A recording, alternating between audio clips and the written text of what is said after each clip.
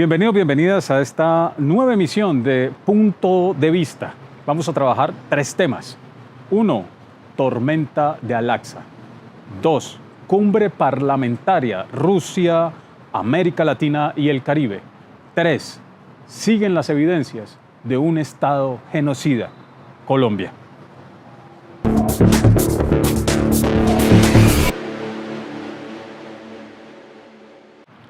Tormenta Al-Aqsa es el nombre que el grupo Hamas le dio a la operación que conocimos desde el 7 de octubre, que tuvo como escenario el territorio israelí. Allí, varios milicianos de Hamas incursionaron no solamente en varias posiciones militares israelíes, sino que también en lugares donde se presentaron varios espectáculos de civiles. Esto ya tiene un saldo de 1.300 personas fallecidas o asesinadas y la toma de varios rehenes se cuentan por cientos. Esto no es más que otro suceso dentro de los 75 años de ocupación que ya se cuenta de Israel hacia el territorio de Palestina. Esto desde 1948, cuando la Resolución 189 de Naciones Unidas da el reconocimiento precisamente del Estado de Israel. Allí, desde esa época, se conoció entonces lo que se denominó la Primera Guerra entre árabes y judíos. En este caso también se está nombrando como una nueva guerra, pero no es más que el ataque de un grupo de la Franja de Gaza hacia territorio israelí. La respuesta no se hizo esperar y ya hoy se cuentan por más de miles, casi 2.000 personas fallecidas entre jóvenes, niños, mujeres, en términos generales civiles de la población palestina, dado que se da por medio de bombardeos indiscriminados. Hemos visto explotar mezquitas, explotar hospitales, explotar colegios, incluso lugares que se han denominado por las Naciones Unidas como protegidos, como las mismas ambulancias, los mismos lugares de donde se está informando. En este momento, lo que conocemos por medio de las imágenes es la violación flagrante de los derechos humanos de toda una población. Hoy hay un ultimátum por parte del Estado de Israel indicando que más de 1.100.000 personas deben desplazarse del norte de Gaza hacia el sur. Esto condenado incluso por Naciones Unidas, porque se ha indicado que es imposible trasladar tal cantidad de población en 24 horas, que fue el tiempo que se planteó. Pero esto, como se ha indicado, no corresponde a una guerra, pues no se libra entre dos estados, como si fue lo que correspondió a la Primera Guerra entre lo que se denominó judíos árabes. Pues allí estaba Siria, estaba Jordania, estaba el mismo Egipto. Aquí tenemos un grupo, una parte de la población que está en armas y que lucha por la defensa de un nacionalismo que se ha denominado el Estado de Palestina. Pero la mayoría es una población protegida por el derecho internacional humanitario, pero lo que vemos es que las grandes potencias siempre surgen y salen en defensa de Israel. Today, our children are writing their names on their palms in order to be recognized once the bombs hit their homes. Our men are digging mass graves to bury the identified and the unidentified. Our women are cleaning the burns on their bodies with regular soap because hospitals run out of antiseptics. Our rescue teams are eating bread covered in blood to sustain themselves. Our paramedics are killed while saving lives. Our elders are thirsty, looking for water to drink under the rubble. Our families are denied the right to mourn. Tariq Hajjaj, a writer from Gaza, wrote, "Remember that the world that pretended to be the savior of humanity participated in killing it. Do not believe them when they speak about human rights and humanity. They have no humanity." How can such dehumanizing language and a publicly stated policy of collective punishment and indiscriminate killing by an occupying power and its officials be justified, rationalized with ease and calmness, or applauded? How can the world sustain this brutality, injustice, and savagery in 2023? What is the point of defending what they call a rules-based order if the rules change depending on the identity of the perpetrators or the identity of the victims? Only unhinged racism allows to consider us less human or consider that the life of a Palestinian child is less worthy than the life of another child. The worst is yet to come. We still await clear calls for a stop to the massacres, and as the humanitarian and health system crumble, the worst is a certainty if this madness is not stopped. It is with great pain, but a greater strength, that we call on all of you to live up to the rules humanity elaborated, to prevent exactly what is happening today in Gaza and what is happening in Palestine for the past 75 years. Thank you. Hablamos de los 75 años, pero cómo olvidar también lo que se conoció como la guerra de Yom Kippur.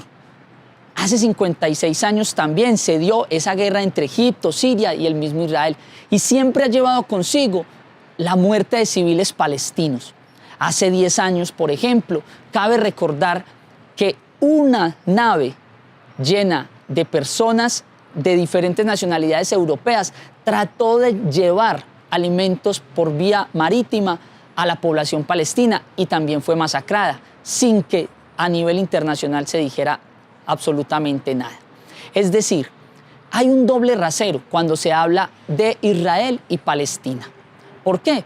Porque hablamos de una guerra, hablamos de ataques indiscriminados, pero lo que observamos con la respuesta del ataque que está produciendo Israel sobre el territorio de Gaza es que precisamente en una población al cual en este momento se le cortó lo que tiene que ver con el agua, lo que tiene que ver con la energía, lo que tiene que ver con el internet, lo que tiene que ver con el gas. En este momento, más de 2 millones de personas que se encuentran en el territorio de Gaza se encuentran sin ningún tipo de abastecimiento. Porque cabe recordar que después del año 2008, Israel entrega el territorio de Gaza, retira a sus militares y desde el año 2006, cuando Hamas gana las elecciones, la autoridad que gobierna dicho territorio es lo que se conoce como Hamas. La respuesta de Occidente y en términos generales de la OTAN no se ha hecho esperar con la movilización de 2 portaaviones norteamericanos hacia el mar de Israel. Esto es bastante gracioso si no fuera por la cantidad de muertos civiles que a diario caen en la franja de Gaza. Cortaron los suministros no solamente de energía, de agua y de gas, sino también de alimentación. Y en este momento se espera una movilización terrestre de una cantidad alrededor de 20.000 tropas del ejército de Israel para presuntamente cazar a los terroristas, como los llaman, de Hamas. Pero lo que hemos visto en los hospitales todos los días es dantesco, pues lo que vemos son niños, mujeres y personas que nada tienen que ver con el conflicto. Lo que llama la atención es que califican el actuar de Hamas como un actuar de terroristas, pero el actuar desmesurado de lo que se conoce como el Estado de Israel es todavía mayor. Y sin embargo, lo que llaman este ataque de misiles todos los días, cuando vemos derrumbar edificios, lo nombran como la defensa, la respuesta de Israel. Esto es un llamado entonces para que nuevamente se haga hincapié en el reconocimiento de un territorio, 2 estados. Desde las resoluciones de Naciones Unidas se ha indicado que deben existir 2 estados, pero hoy en el territorio solo existe uno y la ocupación de los territorios por ese mismo que se nombra estado, que es Israel. La doble moral occidental es esa que clama para que Rusia deje de ocupar territorio ucraniano y es la misma que exige que Palestina no defienda sus territorios de Israel y por el contrario pide que Israel responda a los que ha denominado ataques. Por eso en las prensas internacionales hoy se habla de guerra, pero guerra se puede dar entre 2 naciones más o menos asimétricas. Imposible hablar de una guerra frente a un territorio que depende de la energía, el agua y todo cuanto allí está de un tercer estado. No se cuenta con un ejército, sino con un grupo de milicias que se han denominado Hamas. Y es lo que ha llevado entonces a la crisis humanitaria tal vez más grande que va a tener el siglo XXI, porque serán millones de personas desplazadas por la presunta cacería de líderes de un grupo que no supera 40.000 personas en una franja de 360.000 kilómetros cuadrados. La han nombrado la cárcel a cielo abierto más grande del mundo, porque en ese territorio las personas no pueden salir, pues el control tanto marítimo como aéreo y terrestre está en manos de Israel. Esperamos entonces que la crisis humanitaria no se agrave y que por el contrario se logre parar los hostigamientos de Israel a Palestina lo antes posible.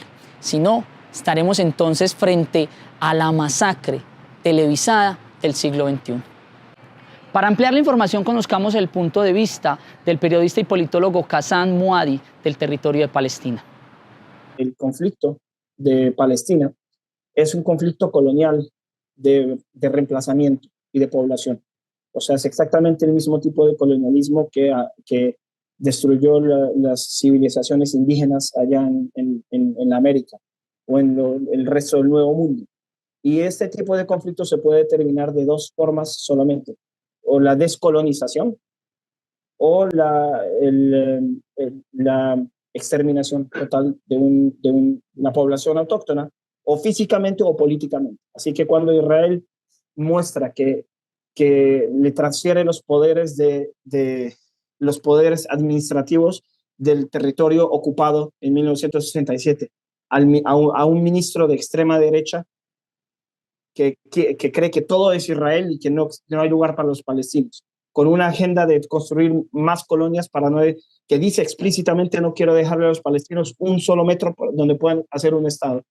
Cuando el ejército israelí aumenta sus incursiones en las ciudades palestinas algo así como 200%, cuando todos los días asesina, cuando aumenta la detención arbitraria de palestinos, aunque sean dirigentes de comunidad, aunque sean líderes culturales, sociales, sin cargas, sin acusaciones. Es que este gobierno está yendo definitivamente, cuando vuelve a hablar de anexión de territorios palestinos, es que ese gobierno está yendo hacia en estos 10 años terminar el conflicto como le conviene, que no es la descolonización, sino la otra cosa. Y por eso es que es un momento histórico. Artur Balfour, que era el ministro de Exterior, de Extranjería y de las colonias de Gran Bretaña, escribió en una de sus cartas que el sionismo, o sea, este proyecto de colonizar Palestina para hacer un estado judío para los judíos de Europa, dijo: el sionismo está basado en tradiciones del pasado, intereses del presente y esperanzas del futuro mucho más importantes que todas las reivindicaciones de los cuantos cientos de miles de árabes que actualmente viven en Palestina. O sea, mis abuelos. O sea, desde un principio se decidió desde Londres que esta gente los vamos a poner de un lado y si quieren existir les va a tocar rebelarse. En realidad, cuando se habla bueno, voy a comenzar por la situación actual. La situación actual es en Palestina es una encarnación física de lo que es el derecho a la rebelión en ejercicio.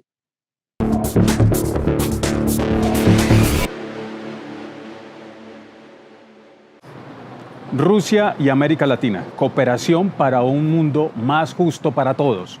Es el título de la conferencia que se realizó entre el 29 de septiembre y el 2 de octubre, que reunía a parlamentarios de Rusia, América Latina y el Caribe.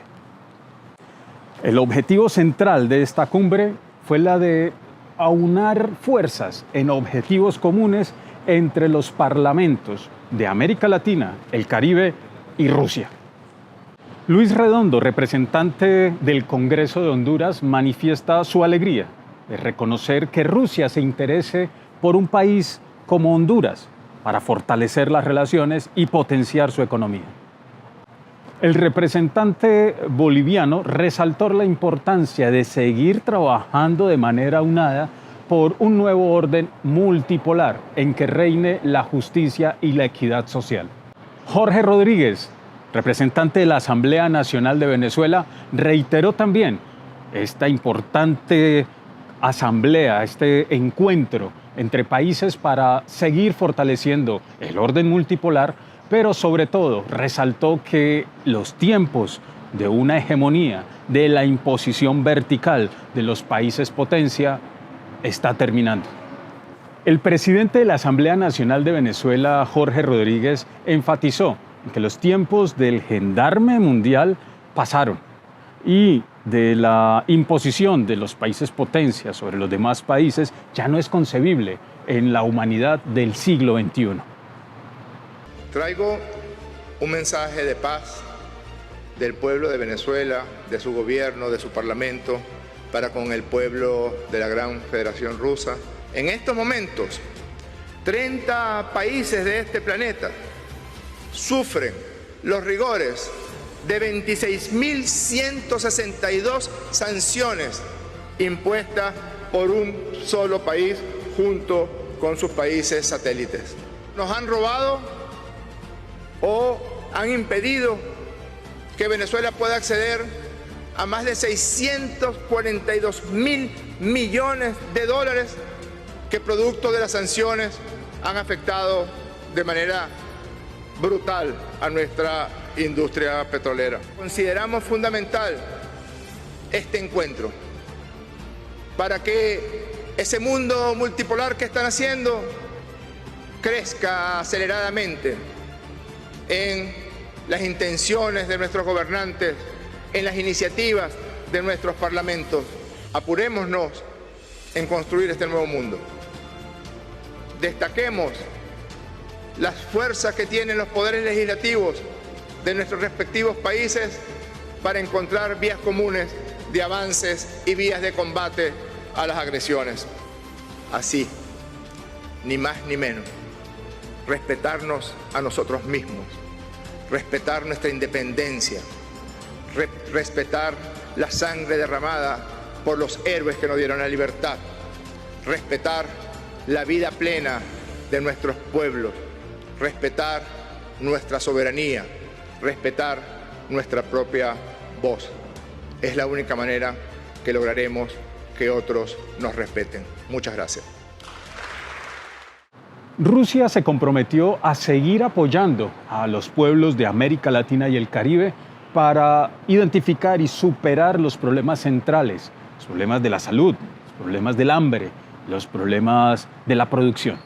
En eso centraron parte de esta agenda de relacionamiento. Sergei Lavrov, primer ministro ruso, enfatizó que Rusia respeta la diversidad cultural y de los pueblos, como también la capacidad que tienen los pueblos de autodeterminar sus políticas y sus modelos socioeconómicos y culturales. El presidente de Rusia, Vladimir Putin, enfatizó en la necesidad de seguir fortaleciendo el orden multipolar en la histórica relación que ha tenido América Latina, el Caribe y Rusia, y exaltó la figura de personajes históricos que marcan la historia de los pueblos, como Simón Bolívar, como Fidel Castro, como Salvador Allende, como el Che Guevara. Латиноамериканцы всегда стремились к самостоятельности, независимости. И история вашего континента полна тому самых ярких примеров. Так было в период борьбы с колониализмом, во времена прославленного Симона Боливара, ставшего символом свободы не только для Латинской Америки, но, пожалуй, для всего мира, для всего человечества. Так было и во второй половине прошлого века, когда континент дал миру таких беззаветных борцов за справедливость и социальное равенство, как Сальвадор Альенде, Эрнесто Че Гевара, Фидель Кастро. Не будем.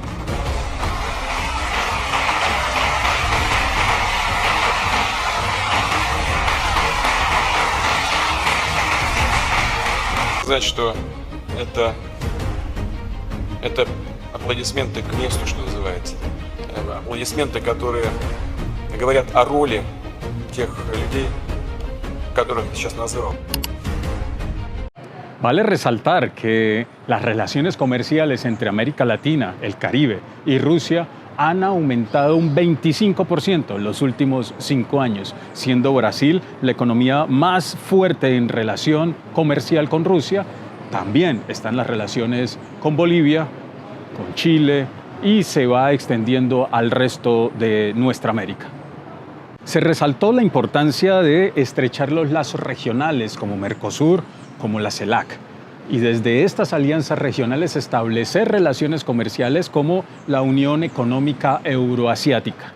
Desde allí potenciar estas articulaciones que beneficien a las partes. Asimismo, se establece la necesidad del respeto por un mundo basado en normas, lo que Occidente evidentemente no ha cumplido. En esta misma línea, se animó a los pueblos de América Latina y el Caribe a irse acercando y potenciar los BRICS. Entre los temas abordados que quedaron en la agenda de esta cumbre, que se va a seguir realizando cada año, se encuentra el eje de las relaciones comerciales equitativas y justas. Un segundo punto de la agenda, estrechar los lazos humanitarios entre Rusia, América Latina y el Caribe, potenciando la educación, los procesos de intercambio de ciencia, tecnología e innovación, entre otras. Se resaltó también la necesidad de fortalecer un orden multipolar justo, en el que se respeten los derechos de los pueblos y se respeten los acuerdos alcanzados. Y otro de los temas centrales fue la seguridad entre los pueblos, garantizar que no exista una correlación de dominación de un pueblo para con los otros y que existan escenarios de diálogo permanente para acompañar los acuerdos que se alcancen en medio de estas cumbres.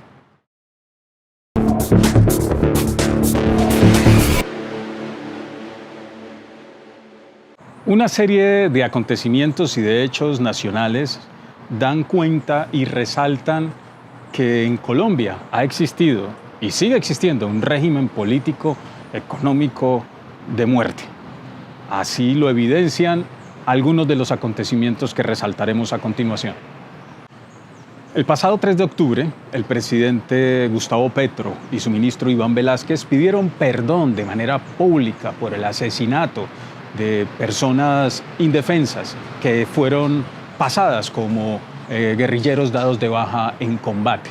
Asesinatos viles por parte del ejército, un Estado que ha venido evidenciándose cómo operaba en los campos de batalla ficticios. Gustavo Petro manifestó de manera pública y pidió perdón de manera directa al pueblo colombiano y a las madres de Soacha. ¿Por qué mataron la paz que se había hecho hace unos años?